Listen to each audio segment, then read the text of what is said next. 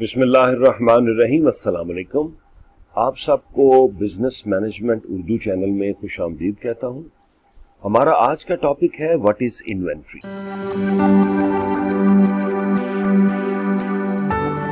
The word inventory refers to unsold goods ready for sale in business.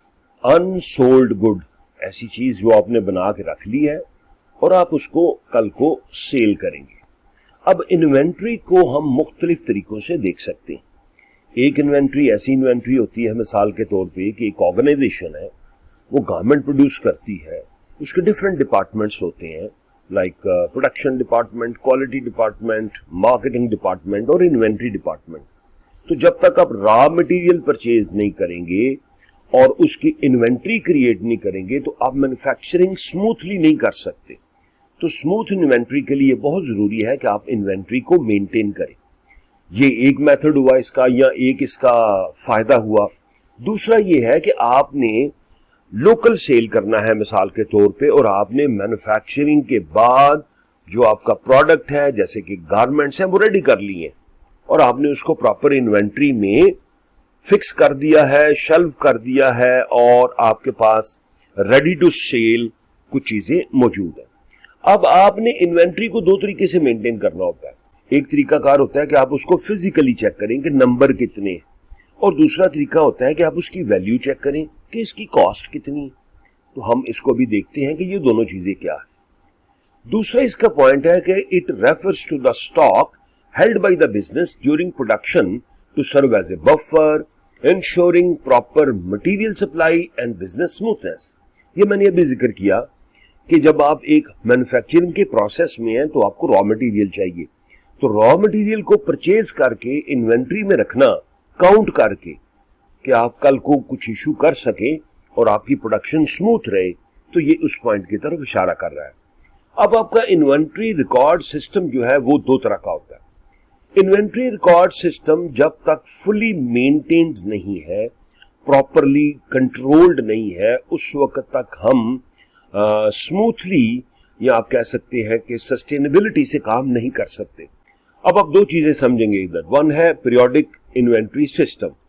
Periodic inventory system बुनियादी तौर पे physical counting या physical record को maintain जो करना है उसकी तरफ इशारा करता है। कितने नंबर ऑफ पीसेस पड़े हैं और स्टाइल क्या है उनके, वेट क्या है, उनकी डिटेल क्या है, ये ज्यादातर हम पीरियोडिक इन्वेंट्री सिस्टम में चीजें समझते हैं। और जब मैं वैल्यू के साथ उसको कैलकुलेट करना शुरू कर देता हूं तो परपेचुअल इन्वेंट्री सिस्टम की तरफ हम आएंगे कि इसकी प्राइस क्या है, भाई इतने पीसेज हैं, इतनी इनकी प्राइस है, तो वो एंड में क्या रहेगी। अब ये चीज आप याद रखें कि फॉर एग्जांपल फिनिश गुड आप सेल कर रहे हैं और इन्वेंट्री से वो लेस हो रहा है, तो जो लेजर बुक है या जो एससी बुक जिस पे आप इसकी बुक कीपिंग कर रहे हैं, रिकॉर्ड कर रहे हैं, वो फुली मेंटेन्ड होनी चाहिए। फिर ही आपको वैल्यू की समझ आएगी। 10 पीस थे तो आपने 2 पीस आउट कर दिए, ओके, तो आपके पास तो 8 पीसेस बैलेंस में रह गए। तो 10 पीसेस की वैल्यू और 8 पीसेस की वैल्यू में तो फर्क होगा। तो ये बात आप इन दोनों सिस्टम में याद रखनी है कि जब भी आप कैलकुलेट करेंगे, ये कॉन्टिन्यूस बेसिस पे कैलकुलेशन होती है।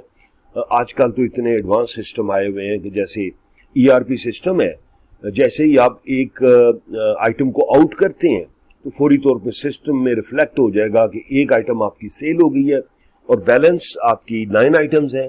तो टोटल आपकी जो वैल्यू बन रही है, 9 की जो प्राइस बन रही है वो ये बन रही है, और एक आपने लेस कर दिया, वो किसी और अकाउंट में अकाउंट फार हो जाएगा। तो बेटा ये इन्वेंट्री सिस्टम है। इन शॉर्ट इन्वेंट्री का मतलब है कि चीजों को किसी एक खास रूम में रख के, एक आई मीन टू से स्टोर में रख के, तो उसको गिनती में लाना, उसको कैलकुलेट करना, और जब भी जरूरत पड़े उन चीजों को इशू करना, rather then in manufacturing process जो कि रॉ इन्वेंट्री होगी या रॉ मटेरियल होगा, और या फिर जो फिनिश्ड आपका अनसोल्ड प्रोडक्ट्स हैं जो आपने बना के रखे हुए हैं टू कस्टमर्स। मुझे उम्मीद है topic is clear to you. Keep watching. Best of